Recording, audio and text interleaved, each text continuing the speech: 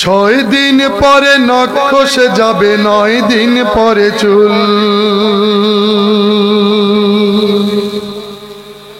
কবর গাহের সামান নিতে কইরো না কেউ ভুল। 6 দিন পরে নখ খসে যাবে, 9 দিন পরে চুল। কবর গাহের সামান নিতে কইরো না কেউ ভুল। 6 দিন পরে নখ খসে যাবে, 9 দিন পরে চুল। কবর গাহের সামান নিতে কইরো না কেউ ভুল। কবর জায়গা ভালো নয়, আমল দিয়ে কবর গৃহ সাজিয়ে দিতে হয়। আমল দিয়ে কবর গৃহ সাজিয়ে দিতে হয়। 6 দিন পরে নখ খসে যাবে, 9 দিন পরে চুল। কবর গাহের সামান নিতে কইরো না কেউ ভুল। কবর জায়গা ভালো নয়, আমল দিয়ে কবর গৃহ সাজিয়ে নিতে হয়। আমল দিয়ে কবর গৃহ সাজিয়ে নিতে হয়। 17 দিনে পেট পেটে শেষ, পোকার খাদ্য হবে।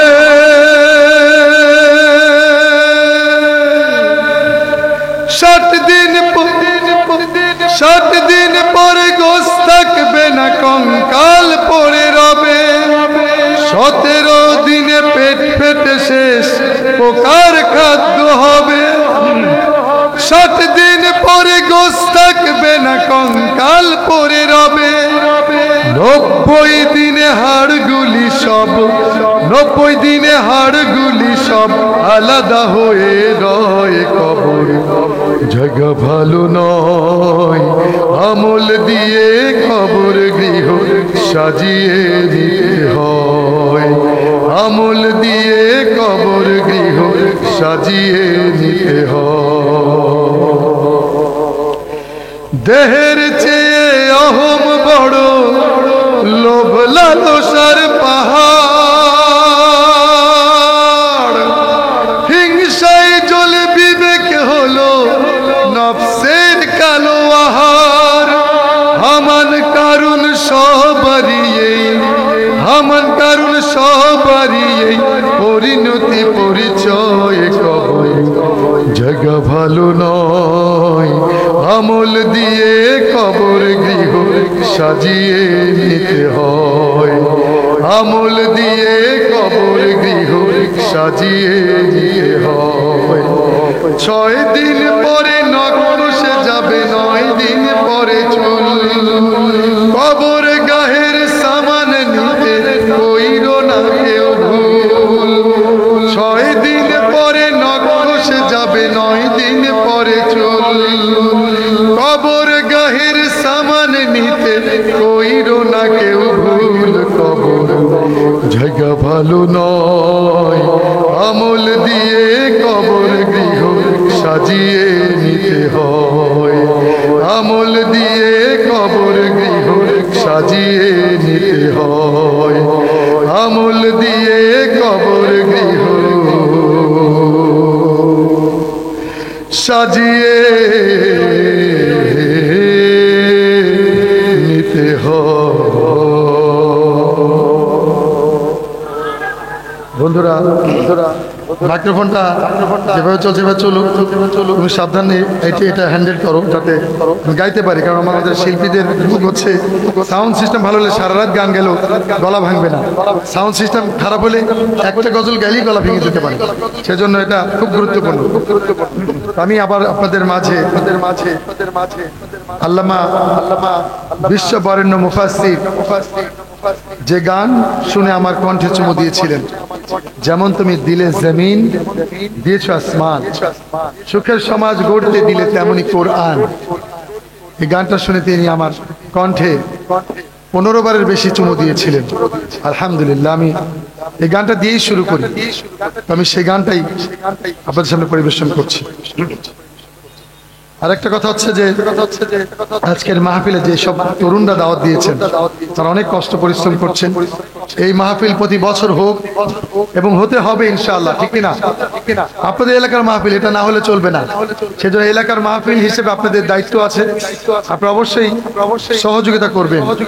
আমি অনুরোধ করছি আপনারা যার যতটুকু তৌফিক আছে তাদেরকে সাহায্য করবেন, অর্থ নৈতিক সাপোর্ট দিয়ে। আল্লাহ আমাদের সবাইকে এই কোরআনের মাহফিলের যে খেদমত করার বিষয়টা আল্লাহ যেন শয়তানের মাধ্যমে বাধা না দিয়ে যেন আল্লাহর রহমত এবং মদদ দিয়ে যেন আমাদের বুঝ দান করে দেন, ঠিক কিনা? শয়তান কিন্তু সবসময় মনে করে যায় দেওয়া যাবে না, অনেক খরচ আছে, পকেটে হাত দিও না, তুমি আল্লাহর এই মাহফিলে সাহায্য করো না, এরকম শয়তান সবসময় প্ররোচনা দিতে থাকে। মাহফিলে শয়তান কিন্তু সবসময় তৎপর থাকে, মাহফিলে ভালো কাজে সবসময় শয়তান তৎপর থাকে, মাথায় রাখবেন আপনারা সবাই। গরম পানি দিয়ে এই কোরআনের সমাজ নির্মাণ করার জন্যই এই কোরআনের মাহফিল। আমরা শুধুমাত্র এখানে আসবো, ইচ্ছা খাইনি শুনবো, কোরআনের বুঝ নিয়ে যেতে পারবো না, এটা হতে পারে না। আমাদের আগের যিনি বক্তা ছিলেন তিনি আপনাদের অঞ্চলের বক্তা, খুব নামকরা মানুষ, তার কথাগুলো খুব গুরুত্বপূর্ণ ছিল। এজন্য যে তিনি কিন্তু এই যে বিভিন্ন রকমের উদাহরণ দিয়েছেন, এই যে যারা ফাইটটা যায়, ও প্রিয়া তুমি কোথায়, এই ধরনের গান আমাদের যুবকরা শোনে না।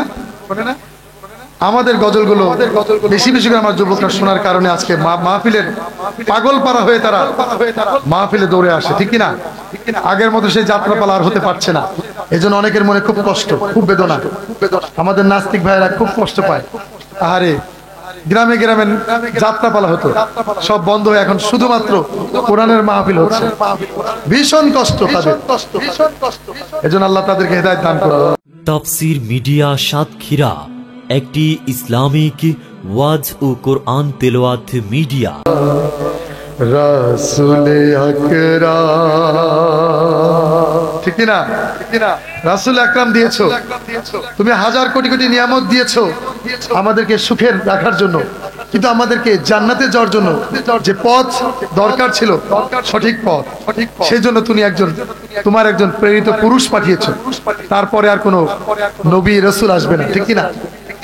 সেই প্রেরিত পুরুষ হচ্ছেন যার কথা চিন্তা করলে কান্না চলে আসে, যিনি অনেক মার খেয়েছেন ইসলাম কায়েম করতে গিয়ে। 104টা যুদ্ধ করেছিলেন, 27টা যুদ্ধের সেনাপতি ছিলেন। এটা বক্তারা সবসময় বলে, আমরাও বলি, ঠিক কিনা? আমার রাসূল অনেক কষ্ট করেছেন। সেই রাসূল রাব্বুল আলামিনের দয়ার একটা ভান্ডার ছিলেন। তিনি দয়া করে তাকে না পাঠালে আজকে এই আলোকিত পথের সন্ধান আমরা পেতাম না, ঠিক কিনা? তুমি দিলে চোখের আরাম, শান্ত নদীর বাক, গাছ গাছালির শাখায় শাখায় পাখ পাখালির ডাক দিলে, পাখ পাখালির ডাক। বন্ধুরা, তুমি দিলে চোখের আরাম মানে ঘুম, এটা অসাধারণ বিশাল এক নিয়ামত। এই ঘুম যদি না দিতেন তাহলে আমরা নিশ্চিত সুস্থ মানুষ হিসেবে আর থাকতাম না দুনিয়াতে।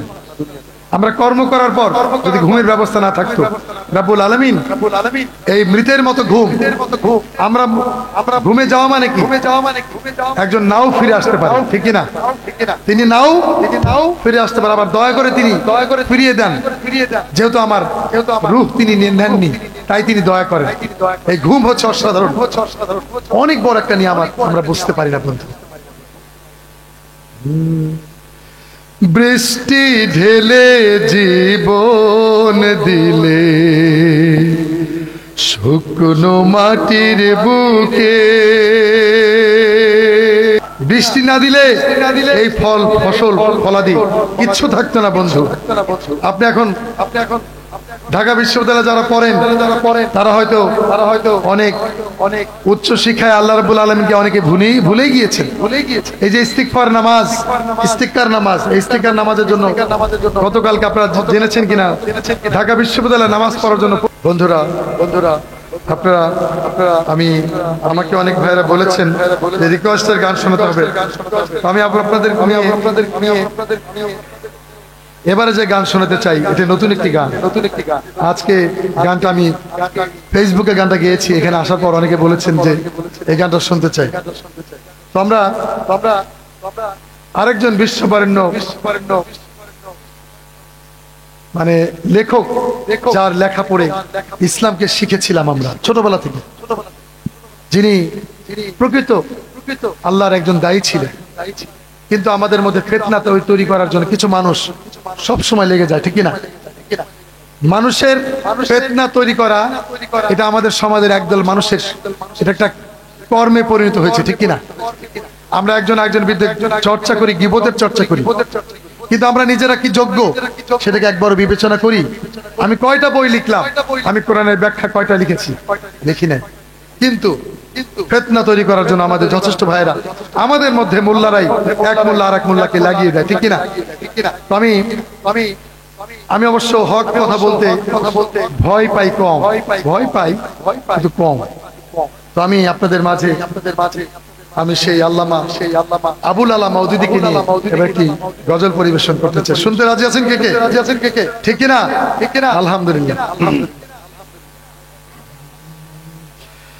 যার ডাকে উঠেছিল নবজাগরণ, মুমিনের অন্তরে দিন কায়েমের। যার ডাকে উঠেছিল নবজাগরণ, মুমিনের অন্তরে দিন কায়েমের। যার প্রেরণায় পথ ছুটে অগণন, যার প্রেরণায় পথ ছুটে অগণন, সত্যের সৈনিক আজ কোরআনের। জ্ঞান করিমায় সুবিশাল পরিধি, পেয়েছিল তাই ওস্তাদ উপাধি। মওদুদী তিনি প্রিয় রাহাবার মওদুদী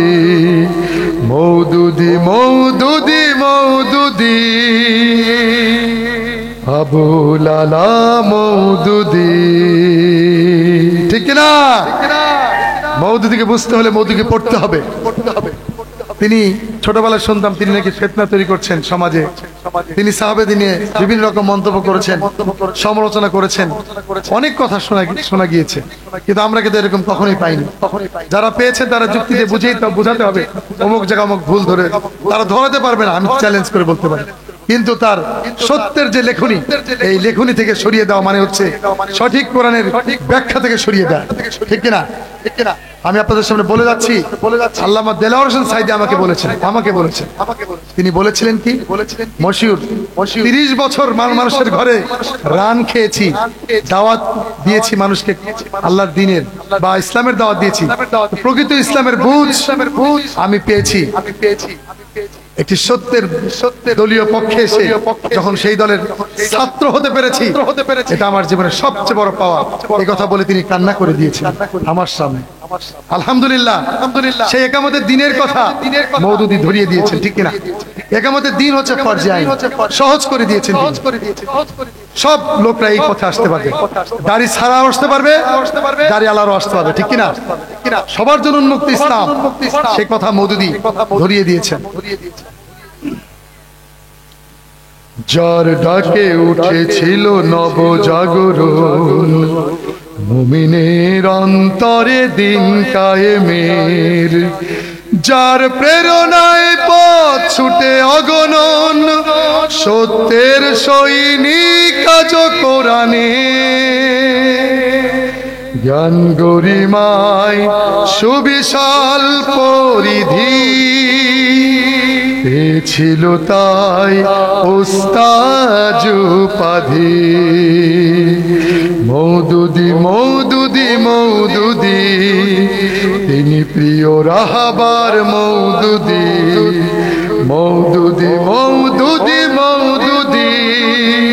আবুল আলা মওদুদী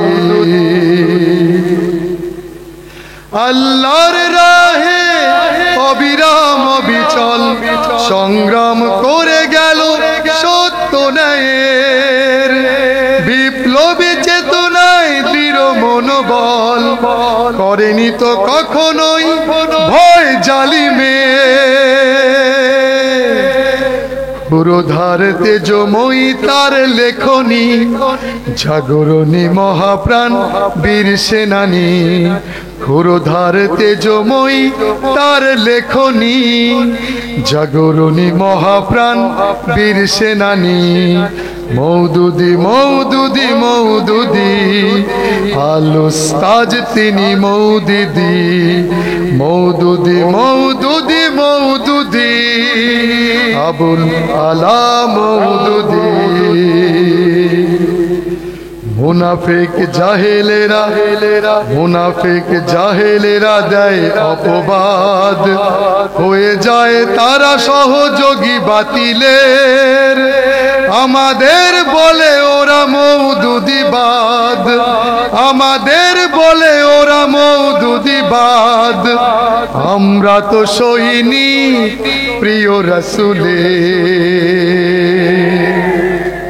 মাওলানা আমাদের প্রিয় উস্তাদ, তার লেখা পড়ে তেজ বাড়ে ইমানে।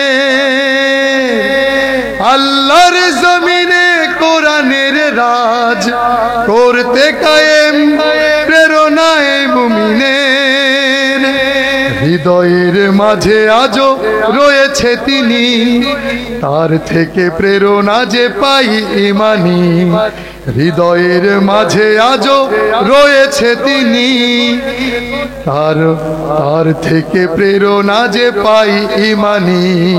মওদুদি মওদুদি মওদুদি, যুগের নাকিব তিনি মওদুদি। মওদুদি মওদুদি মওদুদি, আবুল আলা মওদুদি। যার ডাকে উঠেছিল নবজাগরণ, মুমিনের অন্তরে দিন কায়েমের। যার প্রেরণায় পথ ছুটে অগণন, সত্যের সৈনিক আজ কোরআনের। জ্ঞান গরিমায় সুবিশাল পরিধি, পেয়েছিল তাই উস্তাজ উপাধি। মওদুদি মওদুদি মওদুদি, যুগের নাকিব তিনি মওদুদি। মওদুদি মওদুদি মওদুদি, আল-উস্তাজ তিনি মওদুদি। মওদুদি মওদুদি মওদুদি, আবুল আলা মওদুদি। বন্ধুরা আমাকে রিকোয়েস্ট করেছেন বোধহয় গান শোনার জন্য। হ্যাঁ হ্যাঁ, আর এক কালেমায় ফাঁসি, এটা আমাকে রিকোয়েস্ট করেছে। তারপরে আমি পৃথিবী না জন্য গাবো ইনশাআল্লাহ। বন্ধুরা সত্যিকারের কালেমার দাওয়াত দিলে মার আসবে, কপালে কিসমতে খারাপ আসবে। আসবে কিনা? আসবেই আসবেই। আমার রাসূলের এসেছিল। আর আপনার তো আপনার সাধারণ মানুষ, আমরা তো রাসূলের উম্মত, ঠিক কিনা? আমাদের আরো বিপদ আসতেই পারে, সে কথা বলছি শুরু শুরু। এক কালে মায়ের রুটি রুজিয়ার, এক কালে মায়ের ফাঁসি। আপনি কি শুনতে পাচ্ছেন সাউন্ড? ধন্যবাদ মাইক্রোফোন আলা যিনি চালাচ্ছেন। আমার কথা আমার দর্শক শুনতে পারলে হবে। এক কালে মায়ের রুটি রুজিয়ার, এক কালে মায়ের ফাঁসি। সবাই এক কালে মায়ের রুটি রুজিয়ার, এক কালে মায়ের ফাঁসি। একটু জোরে সবাই বলতে হবে, কারণ আমার যুবকরা এই দুইটা লাইন যদি শিখে যায় তাদের মধ্যে প্রশ্ন জাগবে, এক কালেমায় রুটি রুজি আর এক কালেমায় ফাঁসি, ব্যাপারটা কি কয়ে গেল? তো কোরআন পড়তে হয়, তাহলে হাদিস পড়তে হয়, ঠিক কিনা? এই কথা, এই কোরআন এবং হাদিস পড়ার জন্য এই দুই লাইন অন্তত আপনাদের কণ্ঠে তুলতে চাই। শিল্পী হন আর না হন, সবাই মিলে জোরে জোরে ধরতে হবে। এক কালে মায়ের রুটি রুজি, এক কালে মায়ের পাশি, সবাই এক কালে মায়ের রুটি রুজি, এক কালে মায়ের পাশি, এক কালে মায়ের রুটি রুজি, এক কালে মায়ের পাশি, এক কালে মায়ে মুক্ত আজাদ, আর এক দাস দাসী, আর এক দাস দাসী, এক কালে মায়ের রুটি রুজি, এক কালে মায়ের পাশি, সবাই এক কালে মায়ের রুটি রুজি, এক কালে মায়ের পাশি, এক কালে মাই মিলাদ সালাম সালাম ভোগ বিলাসীর পথ, এক কালে মাই জেলের তালা, এক কালে মাই জেলের তালা, রাসূলের উম্মত,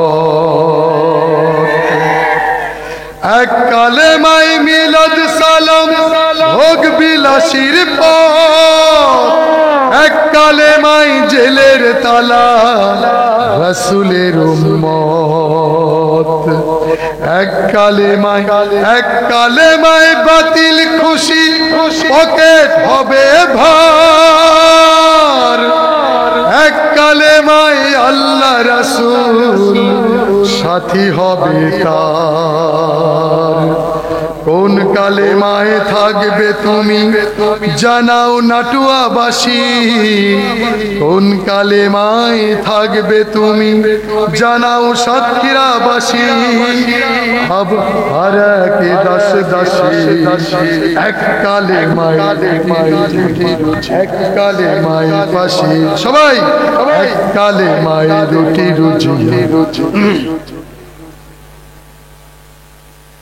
সবাই একটু জোরে ধরবেন, জোরে, এক কালে মায়ের রুটি রুজি, এক কালে মায়ের পাশি, এক কালে মায়ের রুটি রুজি, এক কালে মায়ের পাশি, এক কালে মায়ে নামাজ রোজা হালাল হারাম নাই, এক কালে মায় জীবন বিধান সব সমাধান পায়। অনেক বন্ধুরা মনে করে নামাজ রোজা তাসবিহ তাহলিল করে আস্তে আস্তে সুন্দর করে জান্নাতে চলে যাব। তাহলে কি এই তিনটা কয়েকটা আয়াত হলেই তো চলতো, ঠিক কিনা? এই কমপ্লিট কোড অফ লাইফের দরকার ছিল না বন্ধু। এর প্রত্যেকটা আয়াত হচ্ছে জীবন ঘনিষ্ঠ, জীবনের সাথে অতঃপরিত জড়িত, ঠিক কিনা? এই জড়িত এই জীবন বিধানটাকে, এই প্রেসক্রিপশন, এটা একটা কমপ্লিট কোড অফ লাইফ। এটা প্রত্যেকটা পয়েন্টে পয়েন্টে আপনার আমার মুক্তির কথা লেখা আছে। অথচ আমি আপনি শুধুমাত্র নামাজ রোজা জিকির আজগার করে জান্নাতে যেতে চাই। এটা তো এই জীবন বিধান আঁকড়ে ধরার জন্য ট্রেনিং, জাস্ট ট্রেনিং। এই যে রোজা চলে গেল, এটা তো তাকে অর্জনের ট্রেনিং এর মাস, ঠিক কিনা? আপনারা শুনেছেন না? প্রত্যেকটা সময় শুনেছেন। শুধুমাত্র তাকে অর্জনের জন্য এই মাস এসেছে, অন্য কোনো কিছুর জন্য নয়, ঠিক কিনা বন্ধুরা? এক কালে মায় নামাজ রোজা হালাল হারাম নাই,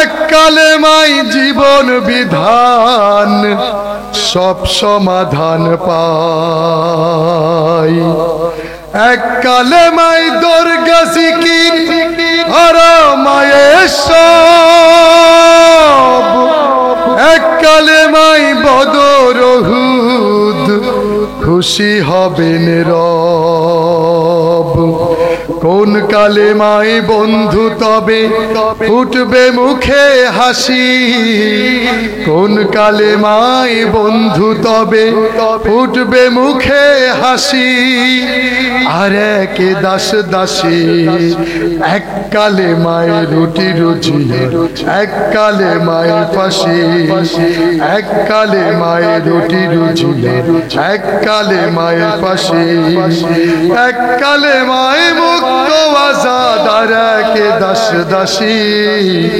আর একে দাস দাসী।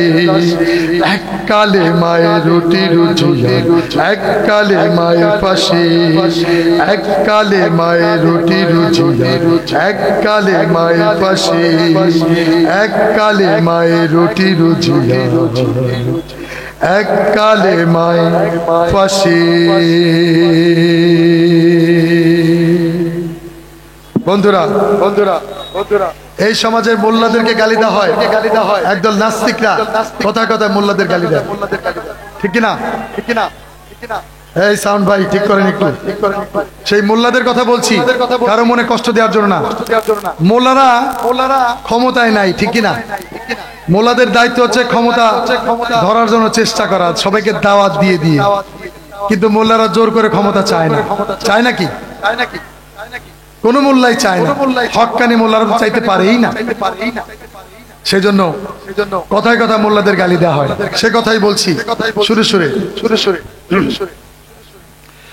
মোল্লা মোল্লা মোল্লা মোল্লা মোল্লা তন্ত্র চলবে এই বাংলাদেশে, মোল্লারা তো হকের কথা বলবে। যতই করো গলাবাজি, করো ষড়যন্ত্র, এই বাংলাদেশের জমিনে ভাই থাকবে মোল্লাতন্ত্র।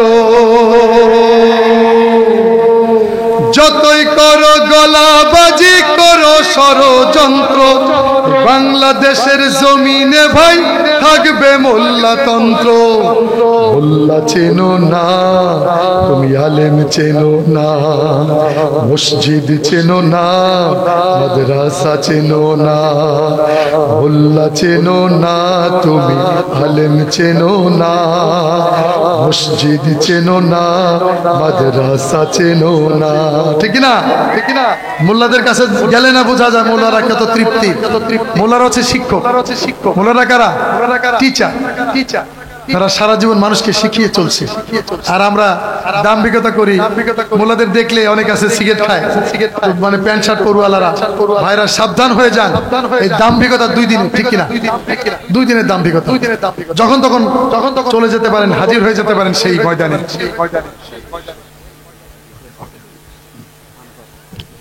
তো আমি সে কথাই বলছি। মোল্লা চেনে তোমার বাবাই, জিজ্ঞেস করো তাকে গিয়ে, মোল্লা ছাড়া কেমনে হলো তোমার বাবা মায়ের বিয়ে। মোল্লা চেনে তোমার বাবাই, তাহার কাছে গিয়ে বলো তোমার দাদার জানাজাটা মোল্লা ছাড়া কে পড়ালো। কোমল সুরে জিজ্ঞেস করো তুমি তোমার মাকে, কোমল সুরে জিজ্ঞেস করো তুমি তোমার মাকে, তোমার জন্মে তোমার কানে আজান দিল সে কে। আজ মোল্লা চেনো না তুমি, আলেম চেনো না, মসজিদ চেনো না, মাদ্রাসা চেনো না। মোল্লা চেনো না তুমি, আলেম চেনো না, মসজিদ চেনো না, মাদ্রাসা চেনো না। মোল্লা মোল্লা মোল্লা মোল্লা মোল্লা তন্ত্র চলবে এ বাংলাদেশে। মোল্লারা তো হকের কথা বলবে এ বাংলাদেশে। মোল্লারা তো হকের কথা বলবে, ঠিক না? আমাকে কি মানা করছেন? শেষ করে দেবো, শেষ করে দেবো, শেষ করে দেই, শেষ করে দেই। আমি আর একটা গান গাবো। আপনি বলেছেন একটা, শেষ একটা গান গাবো। উনি বলেছেন আমি একটার বেশি গান গাইবো না, কারণ কমিটি যদি বলে থাকে, পরিচালক উনি, ওনার কথার বাইরে আমি যাব না। তাতে আমার সম্মানিত কম দিবেন আমি, ঠিক কিনা? সম্মানিত কম দিবে? কম দিবে না। আমি লাস্ট গান গাবো, পৃথিবী না জানুক আমি তো জানি আমি কি পাপ করেছি হায়। যদি যদি যদি ফায়দা লুটতে চায় তাহলে কোরআনের পথে আসার দরকার নেই। যদি ফায়দা লুটতে চায় যে কোনো দলে ঢুকলেই চলবে, ঠিক কিনা? কিন্তু ভাই কোরআনের দলে যারা আসবে তাদের কপালে কিসমতে জেল জুলুম অত্যাচার আছে আছে কিনা আছে নাকি আমার যুবকরা বলতে আছে, আমার বুড়োরা কই আছে নাই, বৃদ্ধরা কি মনে করেন কিনা যে আছে, জেল জুলুম থাকবে কোরআনের কথা বললে।